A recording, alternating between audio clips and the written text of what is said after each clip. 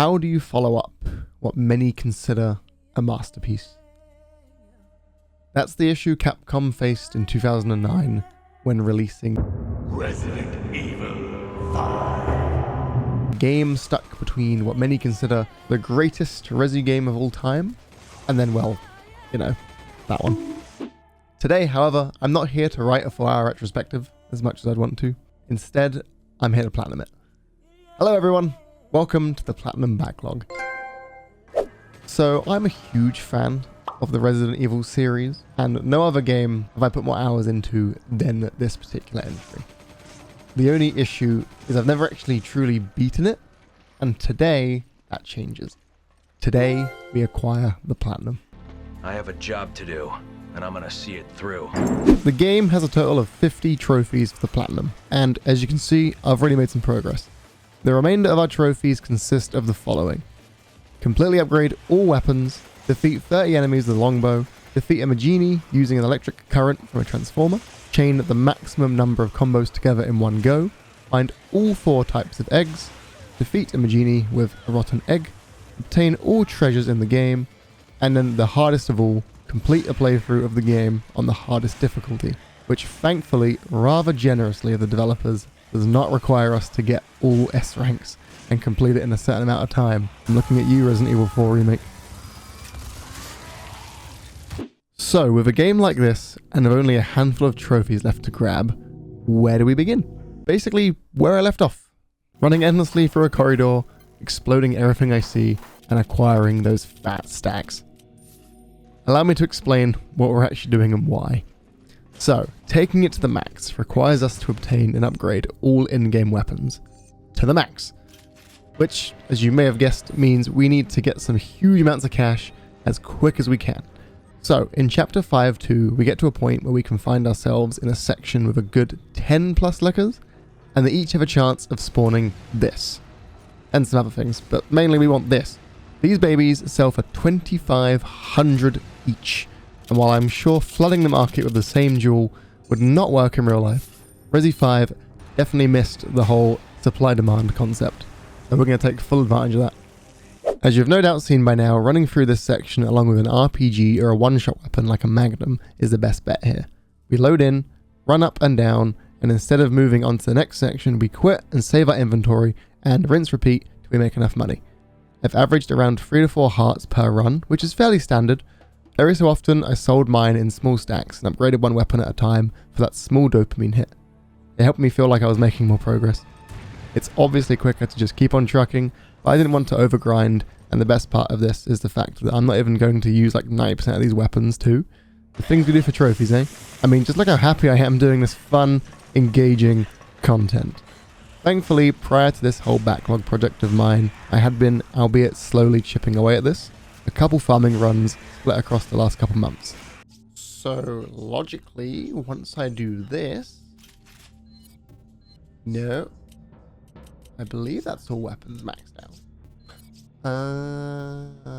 That one. Look, I didn't do the attack range on the Hydra. And this gun too. Okay, we got quite a few guns to go still. The grind continues.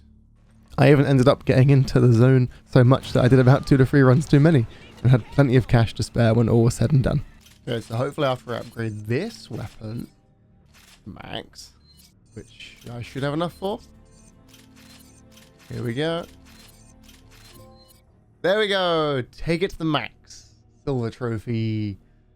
Nice. Upgrade all weapons.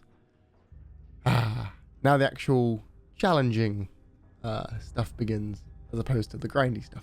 As much as I thought this was the case, I was so wrong. For our next trophy, a change is in order. It's time to get serious. Yes, indeedy, if we want to get the Bullseye trophy, we need to first swap from playing as Chris to Sheva in the character select screen. This is because only she is able to wield the longbow, a rather unique weapon you can obtain by fully upgrading this. The longbow itself always has infinite ammo, but lacks any laser sight, so aiming can take some getting used to. I made sure to not only equip the weapon, but to also take away all of Chris's weapons, so he wasn't able to start stealing my kills. This is because we need to rack up a total of 30 with this longbow, and I know the perfect place. My plan was to use Chapter 1-1, zooming through the start where there are no enemies to kill. It was here I realized I made a mistake where the game gives us both a pistol. So now I'm going to be competing with Chris for kills. Moving forward, I got to the part where I wanted to, and after dispatching this lone Magini, that's one. The floodgates open in this section where easily 30 plus enemies start spawning, and I can just start blasting arrows left and right. Thankfully, Chris just decided to go stay at the escape point, so we didn't need to worry about him kill stealing.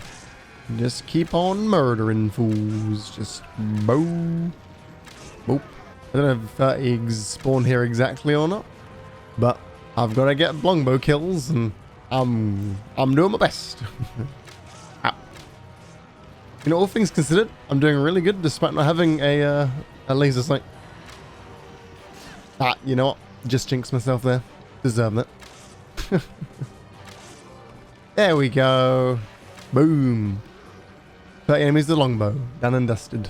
With another down, let's keep up this streak of clearing out some miscellaneous ones by going for the Ride the Lightning.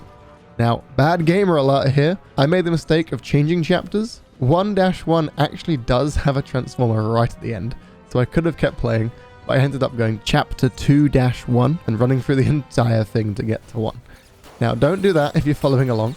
So, I don't know why you would be, unless you somehow were missing the exact same ones as I was. Eventually, I got to the part of the transformer after babysitting Sheva, so she'd open up this door for us. Don't die, Sheva! Oh no, she's doing fine. RPG will help us get the rest of the way. There we go. She should be fine. In theory, she's fine. Oh, I'm not fine though. Be gone, Fot. Thank you, Shevang. I need to guide someone under this now and kill them with it. We'll see if I can. Come on, buddy. Oh, good power jump, bro. Very cool. Thank you. If I shoot him... No, he didn't die. So rude. Alright. Okay, okay. This is my chance here, boys. Nope. He's not dead yet. This guy's made of strong stuff. Say that. He's still kicking. Bro is invincible. Don't kill him, Sheva. There we go. Ride the lightning. Defeat a Magini using the electric current from a transformer. Booyah. Booyah indeed. And with that, we are now up to 44 trophies.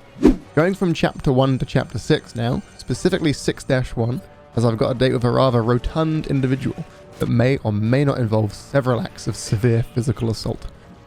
The Works trophy requires a special partner-based free-hit combo, so we need someone who is A, strong enough to survive being whacked that many times, and B, not a boss that cannot be comboed. We, as per usual, remove all of our allies' weapons. Don't want them killing our metaphorical trophy pinata. But we also equip the grenade launcher along with some flashbang rounds. You will see why in just a moment. So we gotta go find the big boy. He should be here somewhere in this chapter. These small frame fellas don't have enough HP, so we introduce them to Mr. RPG.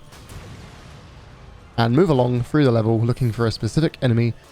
This guy has the strength to take a good few whacks, but as an added measure, we brought the flashbang rounds to ensure he stays at full health. Simply stun him, whack him, and hope to God that Sheva combos along with you. With that one all said and done, we are now only 5 trophies away from the plat. They say you can't platinum a game without first breaking a few eggs. And in Resident Evil 5, that's quite literally the case. Our 2 egg-based trophies we need are Egg Hunt and Egg on Your Face. The former needing us to participate in an Easter-themed egg hunt to collect a white, brown, rotten, and golden egg, and the latter needing us to then use a rotten egg and defeat a Magini with it. Ready, sir? No, you dodged it. Oh, God. The only egg I needed to obtain was the brown egg, thankfully, which can easily be obtained, albeit with some patience. Ow! I'm being killed by the fucking chickens. Yeah, that would scare me. I'd poop out an egg. In chapter 3-1, we are able to boat our way to a nice little island consisting of nothing but chickens. Now we just play the waiting game for one of these homies to, well, lay an egg. Yep, this is now officially peak gaming. We are waiting for a digital chicken to digitally lay an egg. We've peaked, ladies and gentlemen. Nothing will ever top this moment. I don't know if that... Oh! Oh! Oh! There it is, boys! Okay, I was about to say Sheva. Don't ruin this moment. And pick it up. There we go. I missed the trophy part, but that's fine. Egg hunt. Collect one of each kind of egg. Ah, lovely. Now that we have acquired our assortment of eggs, it's time to return to an earlier chapter. And as for many of these trophies now, I realize I need to take away Sheva's weapon. There we go, right. Take away Sheva's weapon. Because I don't want Sheva killing no one. Now that she's not going to kill anyone, we can attempt to throw a rotten egg at someone and get a kill with it. We're going to... Oh, hello, sir. I'm going to throw an egg at you. As I found out the hard way here, it's quite tough to not only hit them, but also do enough damage to kill them with the egg. With one egg left, I had to make sure this attempt went perfectly.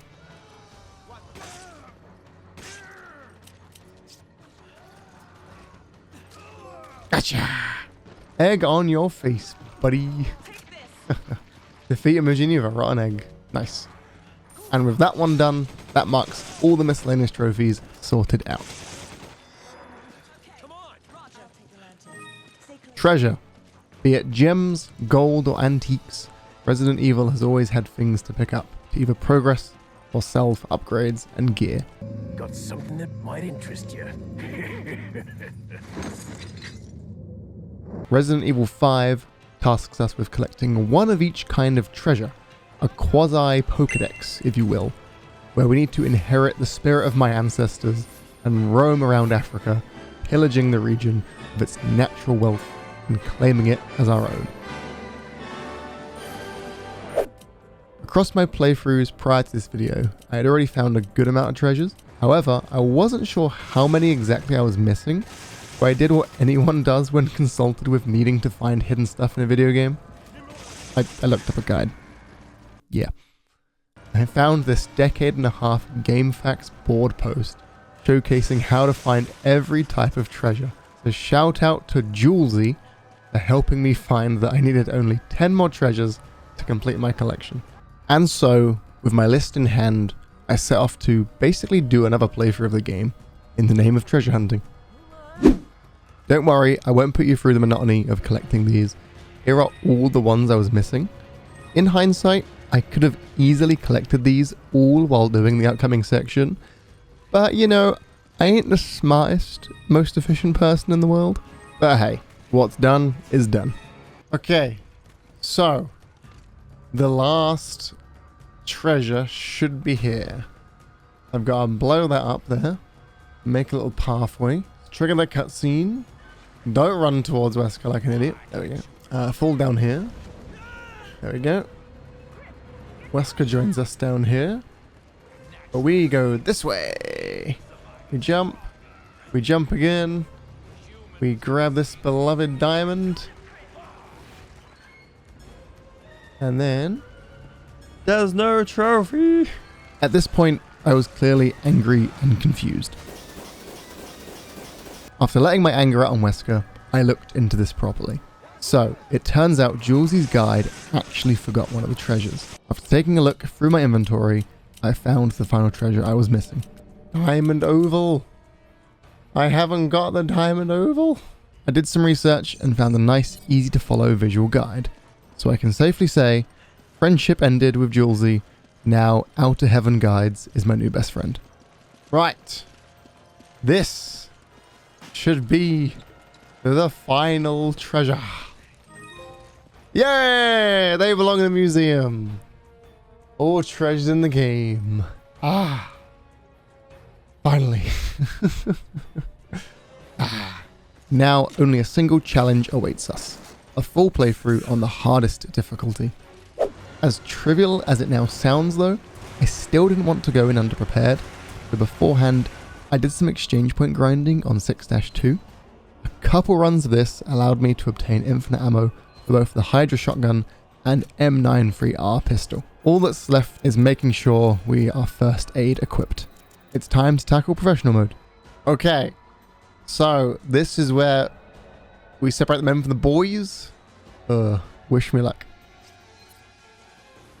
Alright, this is where it begins, and Sheva's already using up healing items. Let's go. Here's our first enemy. Bam! You're gone. Honestly, the start of this wasn't a problem in the slightest. When you're armed with infinite ammo RPG, even killing the boss was trivial. There's my boy Kirk. Okay. 1-1 is done. We completed the section with no deaths and no damage. This chapter was more of the same, with a couple close calls. Oh no. Oh no. Okay. We're still damageless.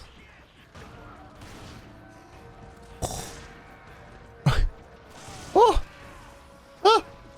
Oh my god! We arrive at the elevator, still damageless, grab the furnace key, and take out our first mandatory boss with the RPG, and make it to the end of Chapter 1. Chapter 2 sees our flawless run end quite emphatically. Ah, there we go. We finally got a hit.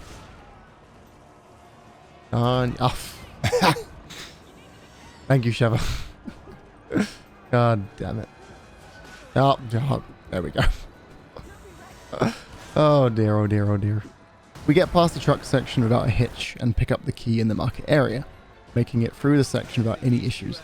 However, here is where we said goodbye to our no-death run. Well, there's our first death. And with that death, it seemed to open the floodgates for many more to come. Ah, damn it. Shove up. Okay, some were even my own doing. I gotta give her credit. Please don't blow myself up. Oh, fuck. We reunite with Sheva and fight the next boss. Hello there, Chainsaw Man. Bye-bye, Chainsaw Man. After clearing this QT's cutscene, we beat 2-1 in just over 10 minutes. We had some trouble at first getting into the mines. Oh, no. What? Ah! Going down into the mines, we had no issue getting through the low light section. I don't like being alone, because that can almost happen. After a few deaths trying to slowly progress, I found the best bet was to run through here, which ultimately led to one of the most terrifying moments I've experienced. Which, oh my god. Thank you, Sheva. This is where the flashbang grenade launcher is very useful, because stuns in this game last a very long time. Sheva, press the thing. Oh. After the mines, I was welcomed with a turret fire and a cacophony of dynamite. Care for the dynamite, Sheva? Oh god, we're getting surrounded by dynamite. Thankfully, the boss was simple, and of just 3 RPG shots, we were done. Albeit adding 5 more deaths to our tally. Welcome to the nightmare that is 2-3. It starts off relatively easy. We get this on-rails turret section. It's a bit chaotic, but it's a welcome reprieve from all the walking. What isn't nice is what follows. I wasn't kidding when I said this was a nightmare. Say hello to this absolute unit. This guy messed me up. Seriously, I was stuck here for a good while, constantly getting beaten to death over and over again. It's brutally unforgiving, and death means going back to the start of the fight. After a good amount of time and deaths, I had a run where we quite literally snatched victory from the jaws of defeat. Oh! Oh! Oh! Oh! Oh!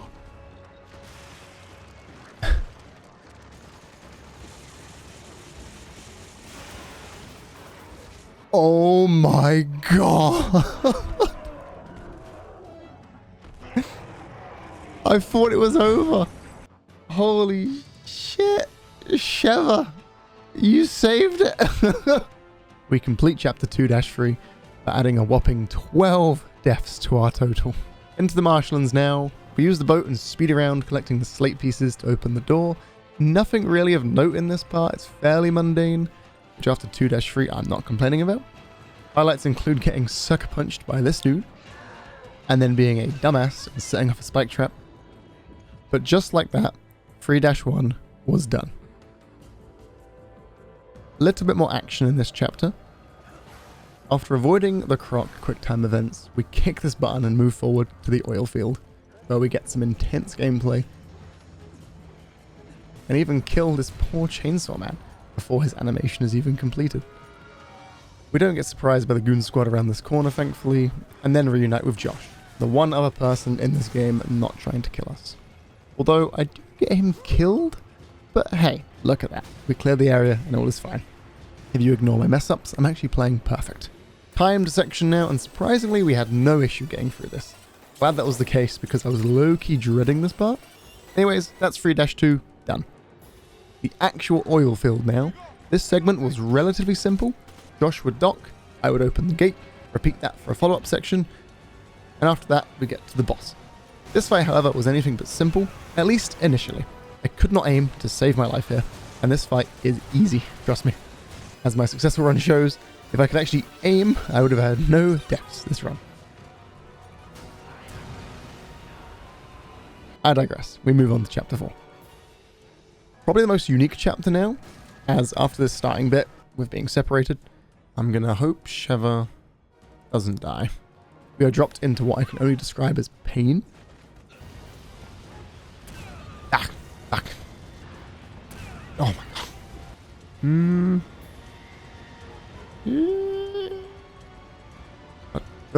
Oh. That was so close. A hallway running section and some fun AI antics. Sheva. Sheva. You press the button for me, please, Sheva.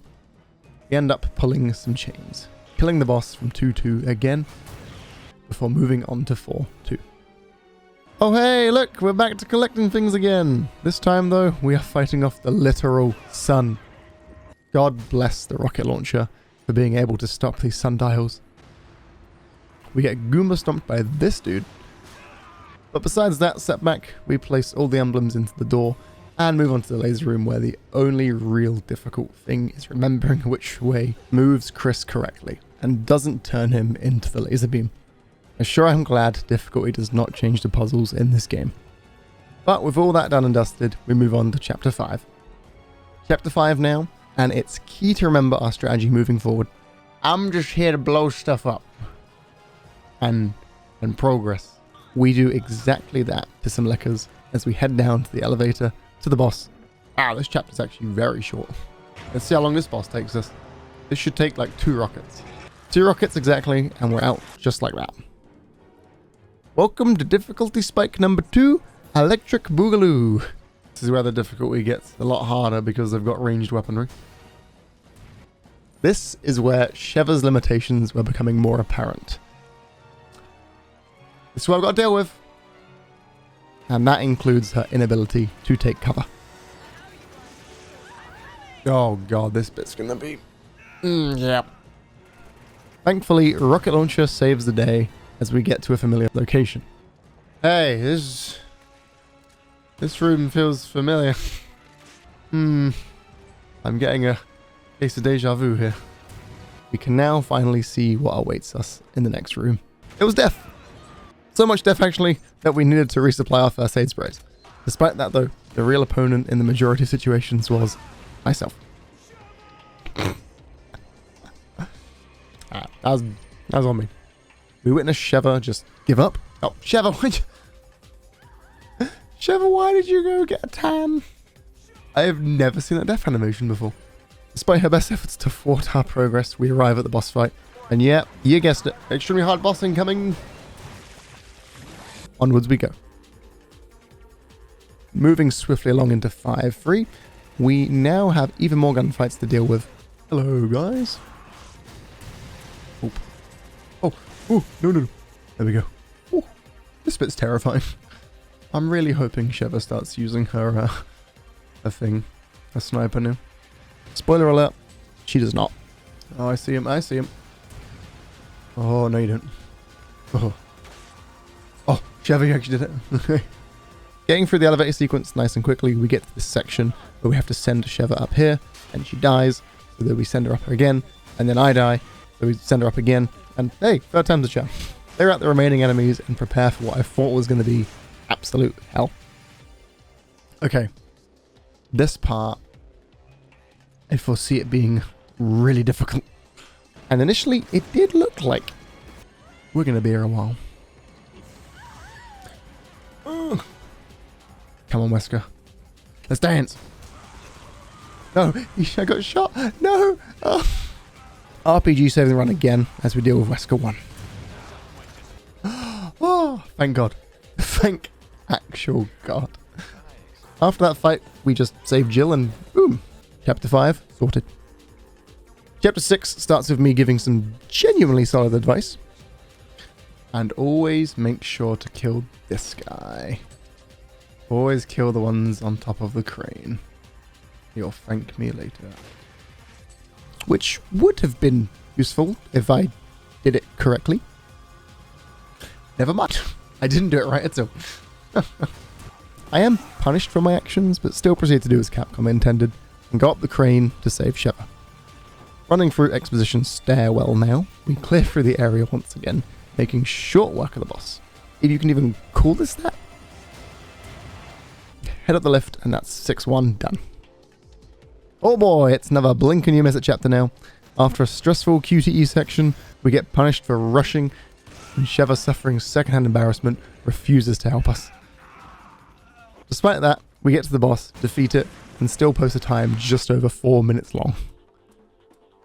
Starting off with what can only be described as a nightmare, I had to do this section a whopping 5 times. I think my physical reactions to the lack of checkpoints says it all here. Eventually, we escape the monotony, and despite my best efforts to go back to the start, the checkpoint was reached.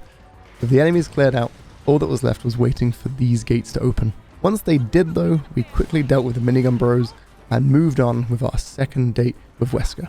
After longer than I care to admit, we finally deal with this extremely clunky section. Come on, Sheva, do it. Yes, okay. Oh. We follow him into the jet, get our asses styled on before fighting the real final boss of the game. Come on, Chris. Punch it. That's it. Give it a punch. Give it a hook. Give it a whack. Whenever this game gets remade, I want them to make this the greatest cutscene of all time. I ain't kidding, Capcom. I want that cutscene to be the most overdone thing of all time.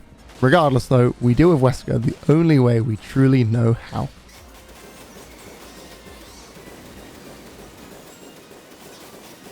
And defeat him once and for all. Locked and loaded. Suck on this, Wesker. Your time's up, you son of a bitch.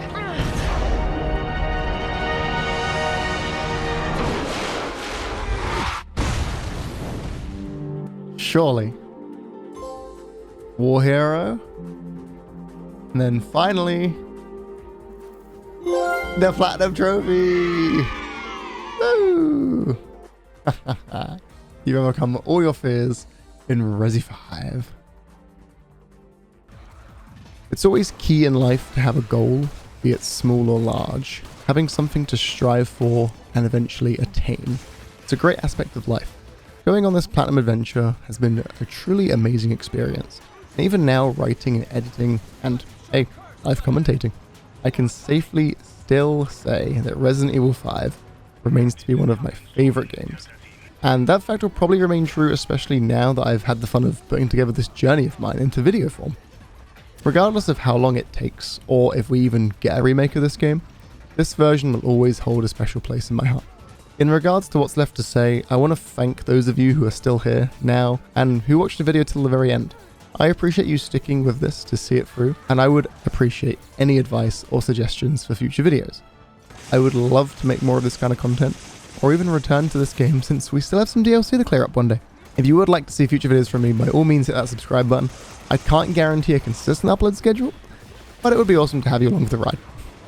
Have yourselves a wonderful day, thanks for watching, and please do take care of yourselves. More and more, I find myself wondering if it's all worth fighting for. For a future without fear? Yeah, it's worth it.